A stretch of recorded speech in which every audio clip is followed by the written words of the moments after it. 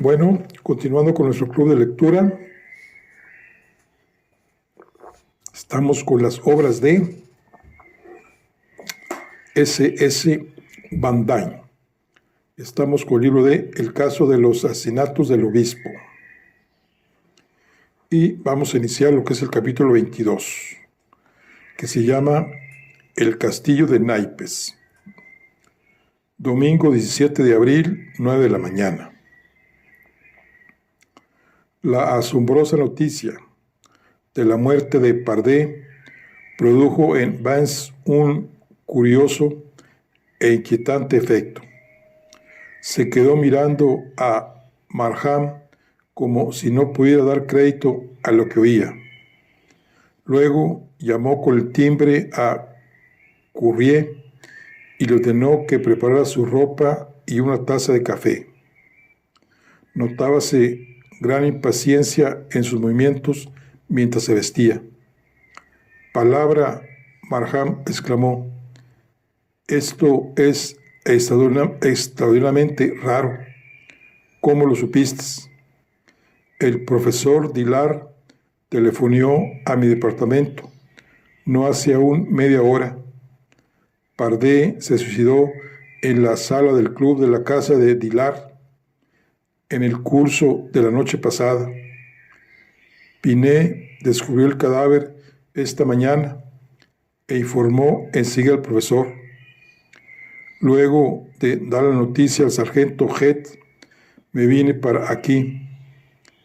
En estas circunstancias creí que debíamos ponernos en contacto sin pérdida de tiempo. Markham hizo una pausa para encender su cigarrillo.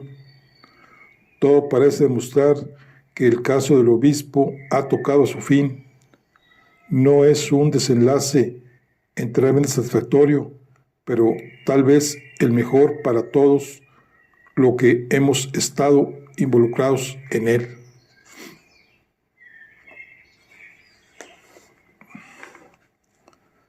Vance no adelantó ningún comentario. Sorbió su café como abstraído y se levantó tomando su sombrero y su bastón. Suicidio, murmuró mientras bajaban la escalera. Sí, eso ofrecería consistencia, pero como tú dices, no es un final satisfactorio, nada satisfactorio. Nos dirigimos a casa de Dillard, en la que fuimos recibidos por Pinet. No bien acababa el profesor Dillard de reunirse en la sala cuando se oyó la campanilla y Hess, belicoso y dinámico, entró como un torbellino. Esto lo aclara todo, señor, dijo alborozado a Markham después de los saludos del ritual.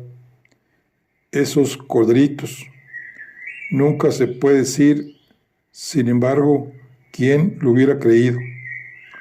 Oh, vamos, dijo lentamente, oh, vamos, sargento, dijo lentamente Vance. No pensemos en eso. Es demasiado agotador. Lo que necesitamos es una mente abierta y árida como un desierto. El profesor Dillard abrió la marcha en dirección a la sala del club. Las cortinas de todas las ventanas estaban echadas y la luz eléctrica se hallaba encendida aún. Noté también que las celosías estaban cerradas. He dejado todo tal como estaba, explicó el profesor. Markham se acercó a la mesa de mimbre. El cuerpo de Pardee aparecía acurrucado en una silla frente a la puerta del patio. La cabeza y los hombros descansaban sobre la mesa y su brazo derecho colgaba a un lado. Los dedos aferraban aún una pistola automática. En su sien derecha se veía una horrible herida y en la mesa, debajo de su cabeza, había un charco de sangre coagulada.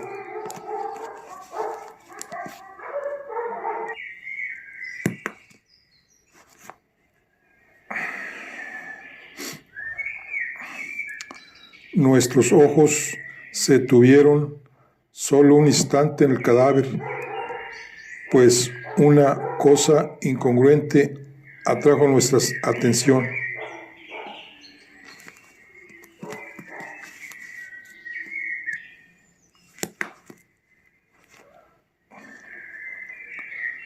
Las revistas de la mesa habían sido retiradas a un lado, dejando un espacio libre frente al cuadro, y en ese espacio se levantaba un alto y hermoso castillo de naipes. 4 flechas señalaban los límites del patio, y unos cuantos fósforos, colocados uno detrás del otro, indicaban los senderos del jardín. Era una construcción que habría alegrado el corazón de cualquier niño y me hizo recordar lo que Vance había dicho la noche anterior acerca de las mentalidades serias que buscan una expansión en los juegos infantiles. Había algo inexplicablemente horrible en el contraste que ofrecía la infantil estructura de naipes con aquella muerte violenta. Vance permaneció contemplando la escena con mirada triste y preocupada. «It Jacet John Pradé», murmuró con una especie de reverencia, «y este es el castillo que ya construyó, un castillo de naipes». Dio unos pasos hacia adelante, como para inspeccionarlo más de cerca, pero al rozar la mesa con su cuerpo, se produjo un levísimo movimiento y el endeble castillo de naipes se desmoronó. Markham se recompuso y se dirigió a Heads. «¿Ha llamado usted al médico forense?» «Seguro». El sargento le resultaba difícil apartar la vista de la mesa. «Burke viene con él por si lo necesitamos». Fue hasta las ventanas, corrió las cortinas y abrió las celosías para dejar pasar la luz del sol. Luego se acercó al cuerpo de Pardé y se quedó observándolo con aire profesional. De pronto se arrodilló, inclinándose sobre el cadáver. «Este me parece el 38 que estaba en el armario de herramientas», observó. «Indudablemente», dijo Vance sacando su cigarrera. Hertz se puso de pie y acercándose al armario inspeccionó el contenido del cajón. «Sí, creo firmemente que es el mismo. Haremos que Miss Dillard lo identifique después del examen del doctor». En ese momento llegó Arneson. Estaba envuelto en una robé de chambre de color rojo y amarillo. Parecía excitado. «Por todas las brujas», exclamó. «Pinet acaba de darme la noticia». Se aproximó a la mesa y se quedó mirando fijamente el cuerpo de Pardé. «Suicidio o no, pero ¿por qué no habrá elegido su propia casa para hacerlo? Es una falta de consideración ensuciar de esa manera la de otro. Lo que podía esperarse de un ajedrecista», dijo mirando a Markham.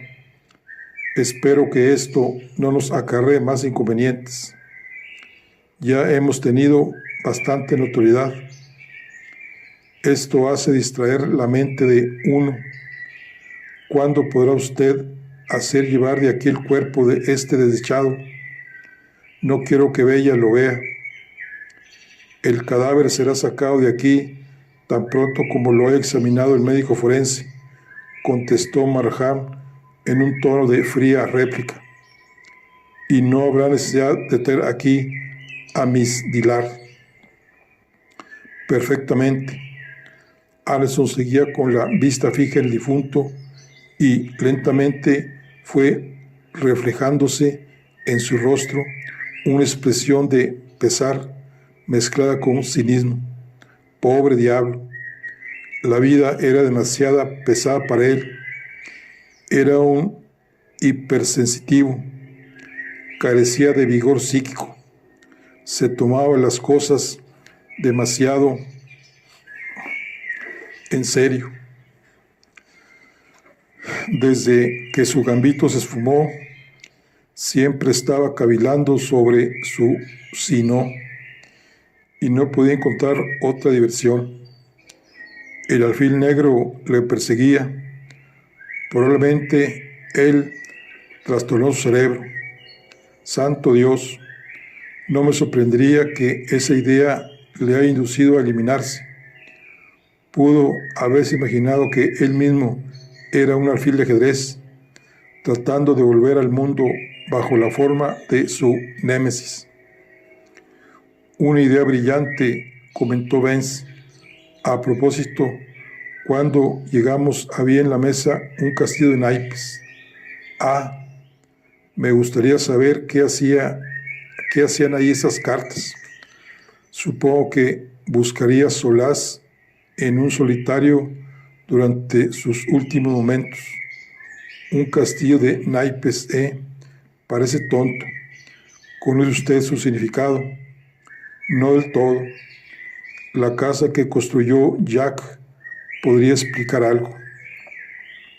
Comprendo, dijo Arneson, abriendo los ojos como una lechuza, entreteniéndose con juegos de niños hasta el fin, aún a costas de sí mismo. ¡Qué absoluta extravagancia! Creo que lo mejor será que vaya a vestirme. Y bostezando con todas sus ganas se marchó escalera arriba. El profesor Dillard se había quedado observando a Arneson con una mirada de paternal conmiseración. Se volvió luego a Markham con un gesto de fastidio.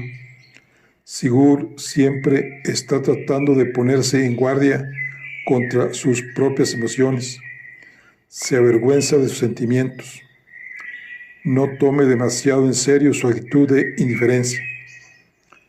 Antes que Markham pudiera responder, Pinet hizo entrar al detective Burke en la pieza, y Vance aprovechó entonces la oportunidad para interrogar al ayuda de cámara acerca del descubrimiento del cadáver de Pardé. ¿Cómo se le ocurrió entrar aquí esta mañana? El ambiente era un tanto pesado en la despensa, señor, repuso el hombre, y abrí la puerta que hay en el descanso de la escalera para renovar el aire. Entonces noté que las cortinas estaban echadas.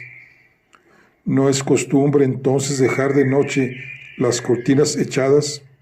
No, señor, aquí no se hace nunca. ¿Y qué puede decirnos de las celosías? Siempre las dejo entornadas. Las dejó hacia noche. Sí, señor. Muy bien. Y después de abrir la puerta, ¿qué hizo? Me dispuse a apagar las luces pensando que Miss Dillard se habría olvidado de hacerlo, y en ese momento descubrí al pobre señor. Entonces salí corriendo a avisar al profesor Dillard. ¿Ya conoce verle la tragedia? Se lo dije enseguida que llegaron los señores. ¿A qué hora se retiraron anoche usted y verle? A las 10, señor. Cuando Pinet nos dejó, Markham se dirigió al profesor Dillard. Sería conveniente que nos informara de todo lo que sepa mientras llegue el doctor Doremus. ¿Podemos ir arriba? Burke se quedó en el club y los demás subimos a la biblioteca. Temo no poder decir gran cosa, comenzó el profesor arrellanándose en un sillón y sacando su pipa. Notábase en él cierta reserva y desgana. Pardé vino anoche, después de la cena, ostensiblemente para conversar con Arneson, pero me imagino que en realidad para ver a Bella. Esta, no obstante, pronto se disculpó y se retiró a su cuarto. pues sentía un fuerte dolor de cabeza, y Pardé se quedó hasta eso de las 11:30. Después se marchó, y esa fue la última vez que lo vi, hasta que Pinet subió a darme la terrible noticia esta mañana. Pero si Mr. Pardé vino a ver a su sobrina, interpuso Pansé, ¿cómo se explica que se quedara hasta tan tarde después que ella se retiró? No me lo explico. El profesor parecía perplejo. Me dio la impresión, sin embargo, de que algo le preocupaba y que sentía la necesidad de estar acompañado. El hecho es que tuve que insinuarle bastante claramente que me encontraba muy cansado para que por fin se decidiera a marcharse. ¿Dónde estuvo el señor Arneson durante la velada? Se quedó aquí hablando con nosotros durante 1 hora, después que se retiró Bella y luego se retiró él también. Había estado ocupado toda la tarde con los asuntos de Drucker y estaba agotado. ¿A qué hora se retiró? Serían las 10:30. Y dice usted, continuó Pansé, que el señor Pardé le dio la impresión de que estaba preocupado. No preocupado exactamente.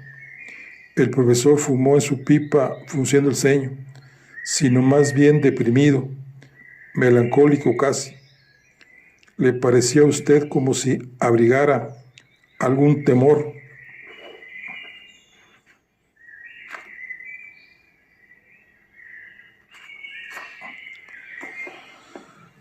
No, en lo más mínimo.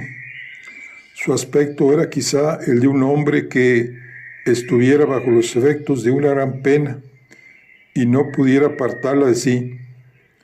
Cuando se marchó, lo acompañó usted hasta el hall, es decir, ¿vio usted qué dirección tomó? No, siempre hemos tratado a Pardé como a un miembro de la familia. Me dio las buenas noches y salió de la habitación.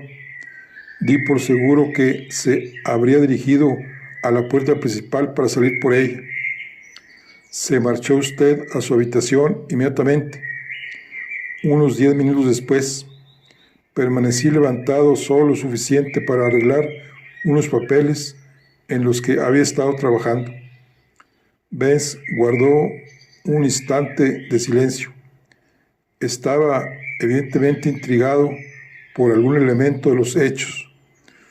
Marjan continuó entonces el interrogatorio.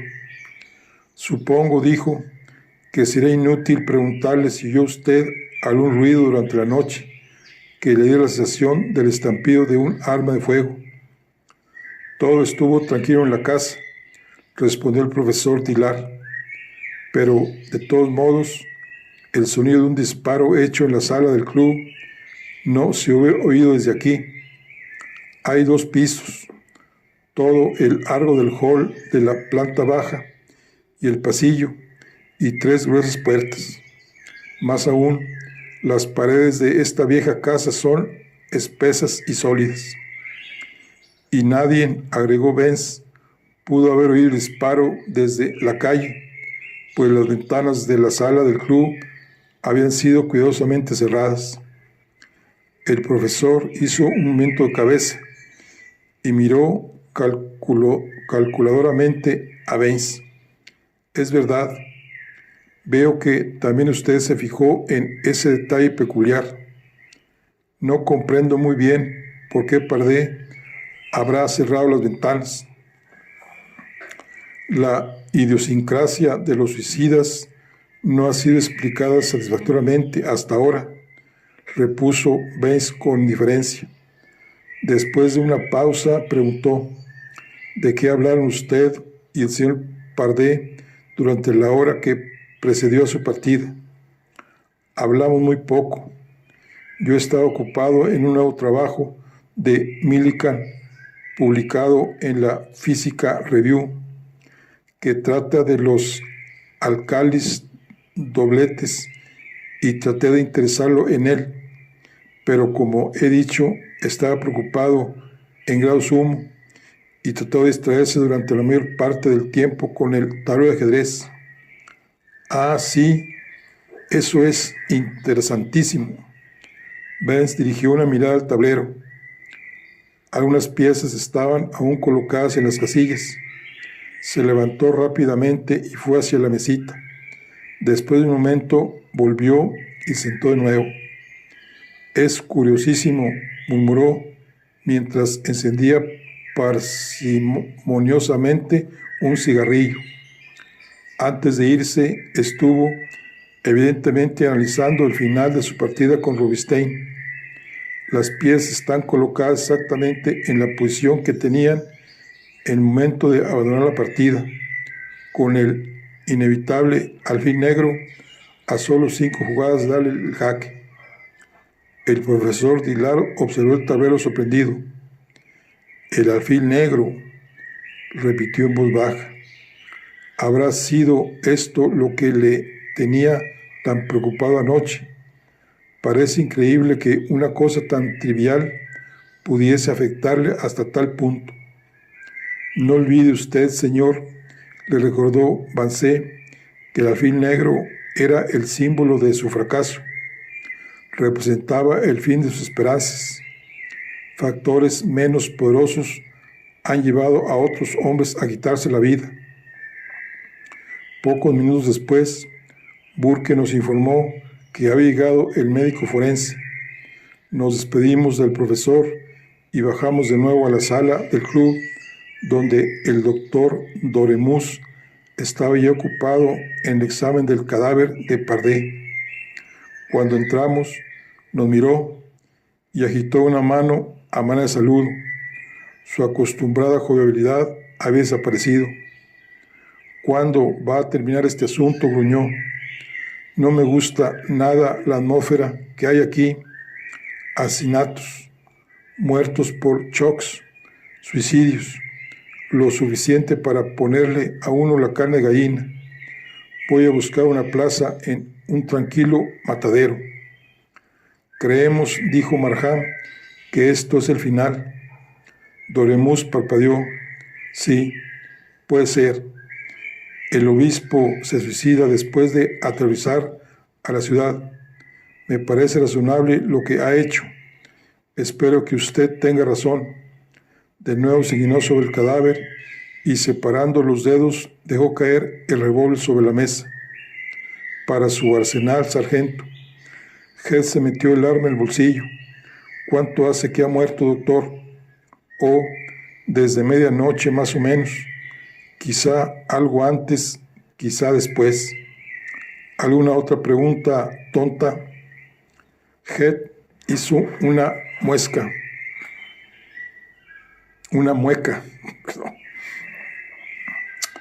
¿Hay alguna duda de que se trate de un suicidio?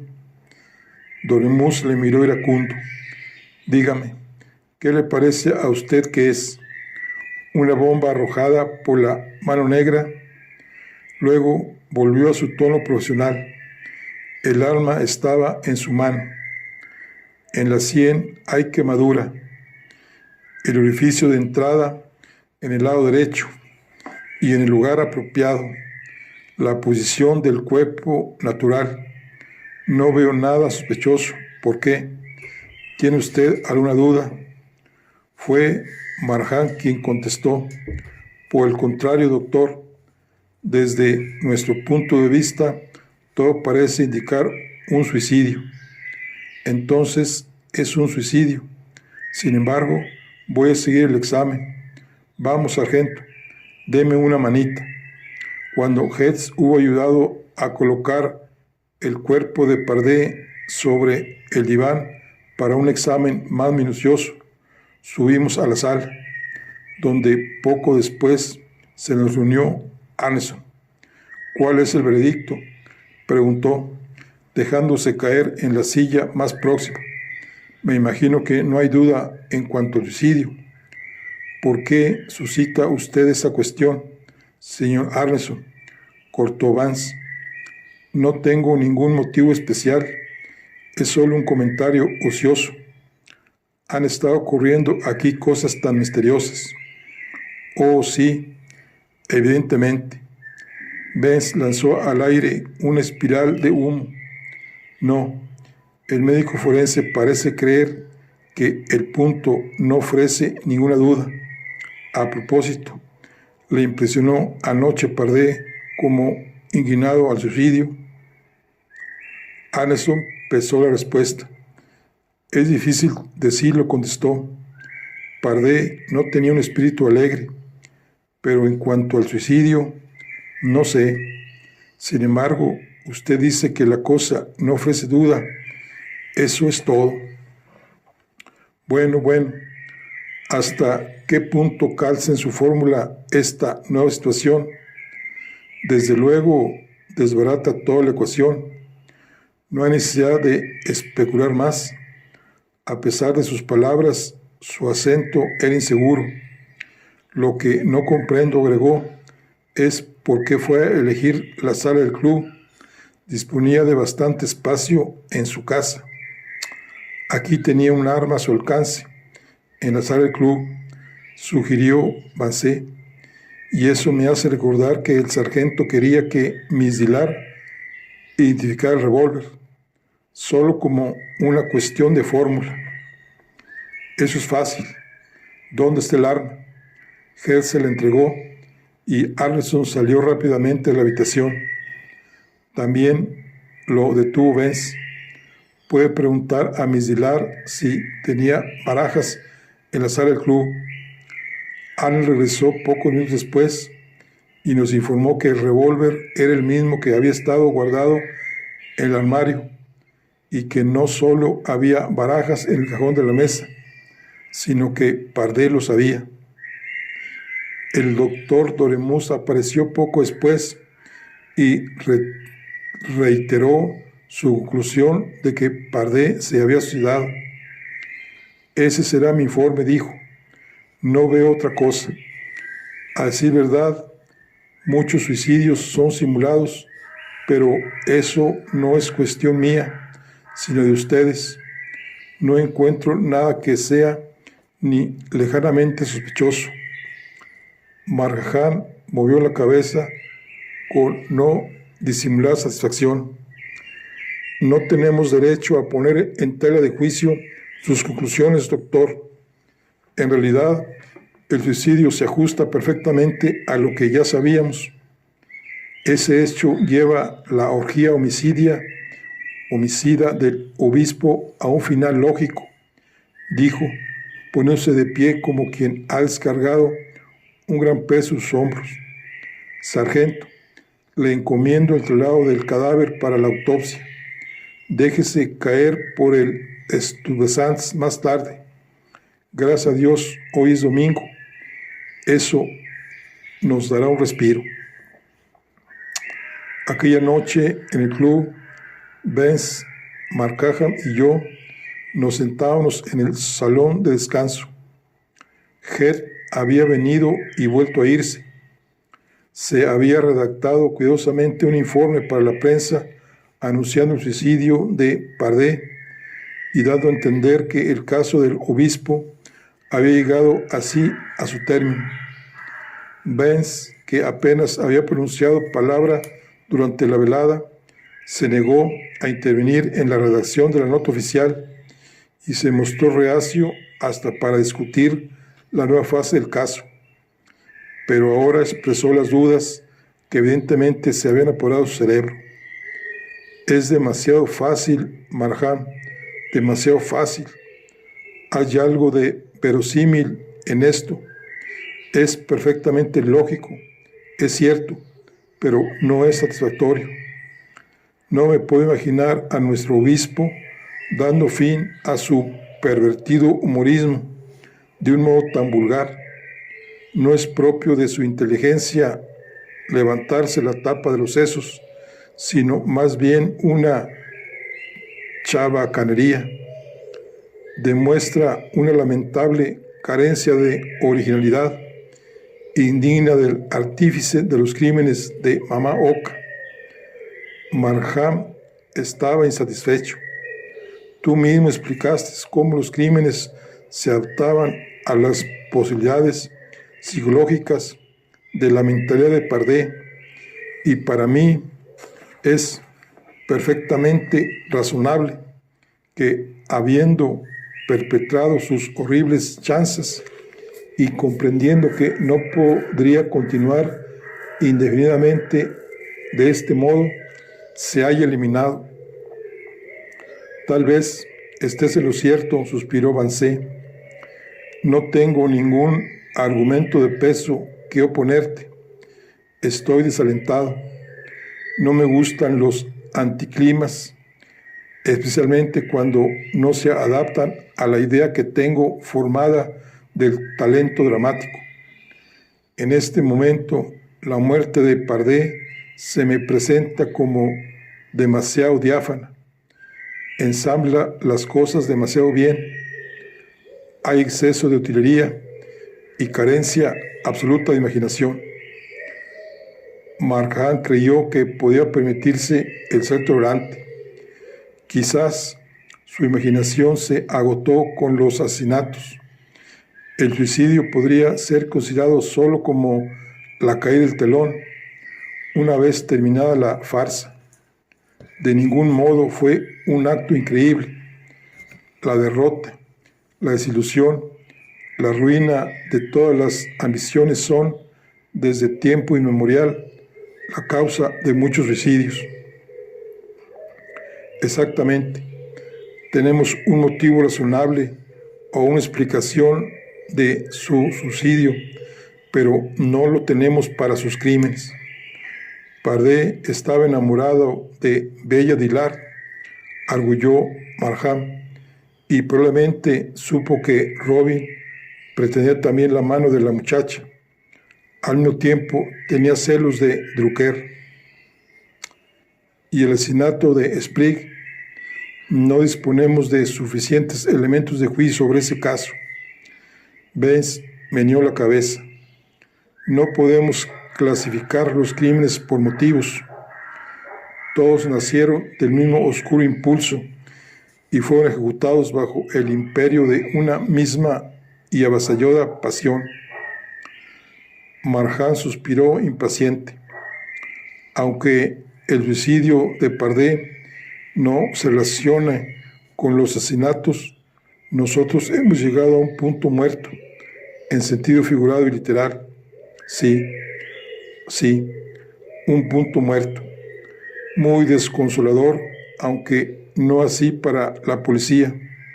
Le da un respiro, por lo menos temporalmente, pero no interprete serenamente mis divagaciones.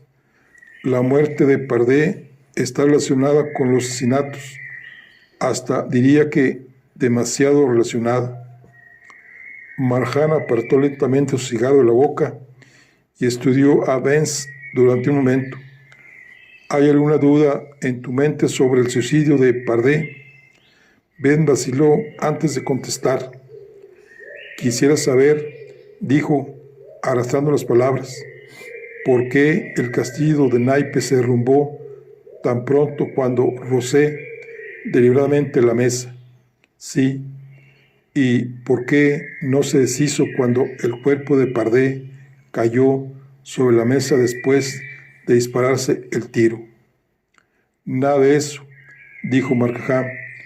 El primer golpe pudo haber debilitado la construcción, y de pronto sus ojos se entornaron.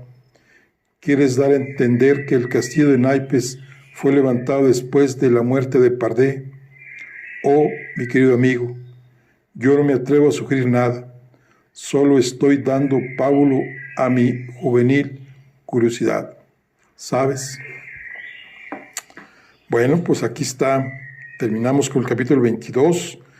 Aparentemente, pues dice que es un suicidio y aparentemente aquí terminaría lo que es el pretendido autor de los asesinatos, pero pues todavía nos faltan ciertos capítulos más y eso lo sabremos en la siguiente. Por lo pronto terminamos aquí nuestro club de lectura. Nos vemos en la siguiente. Hasta luego.